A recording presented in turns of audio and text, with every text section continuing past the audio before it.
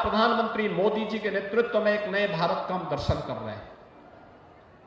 इस भारत को दुनिया के एक बड़ी ताकत के रूप में स्थापित करने के लिए आवश्यक है कि डबल इंजन की सरकार को और भी ताकत दिए जाने की आवश्यकता है, और भी ताकत दिए जाने की आवश्यकता है।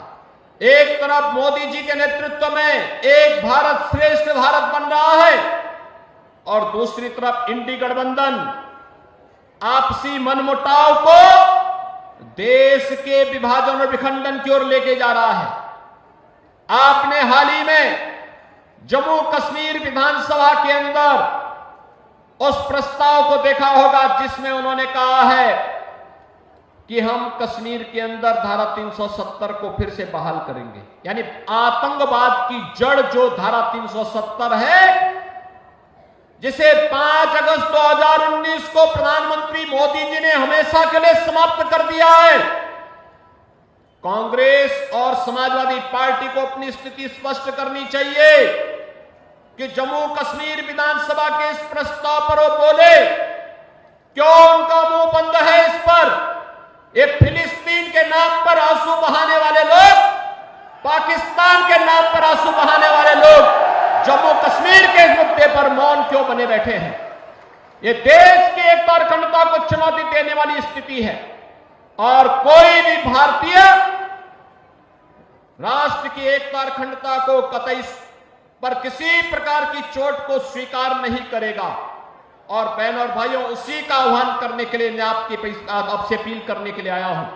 ये समाजवादी पार्टी हो या कांग्रेस, ये राष्ट्रीय एकता और अखंडता के साथ खिलवाड़ कर रही है अपने राजनीतिक स्वार्थों के लिए। इन्होंने झूठ बोल करके लोकसभा चुनाव में जनता जनार्दन को गुमराह करने का काम किया था। उस समय इन्होंने अनर्गल प्रलाप किए थे।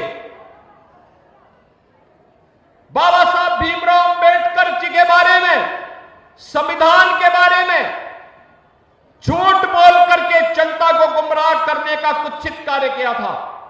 लेकिन अब तो आपके पास सब कुछ स्पष्ट हो चुका है कि कांग्रेस और समाजवादी पार्टी झूठ बोल करके जनता को गुमराह करके एक और संविधान के बारे में, आरक्षण के बारे में गुमराह कर रही थी, दूसरी तरफ खटाखट योजना से लोगों को बहका भी रही थी।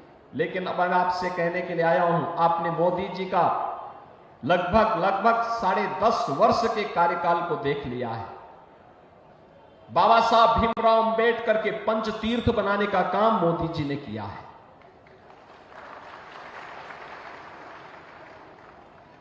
भारत रत्न के रूप में चौधरी चरण सिंह जी का सम्मान करने का काम है मोदी जी के नेतृत्व में हुआ है।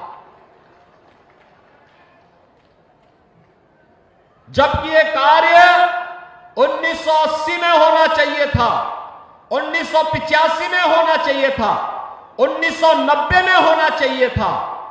लेकिन एक लंबे कालखंड के बाद यह समय लगा जब किसानों को सम्मान मिला है, और चौधरी साहब को भारत रत्न से सम्मानित किया है प्रधानमंत्री मोदी जी ने।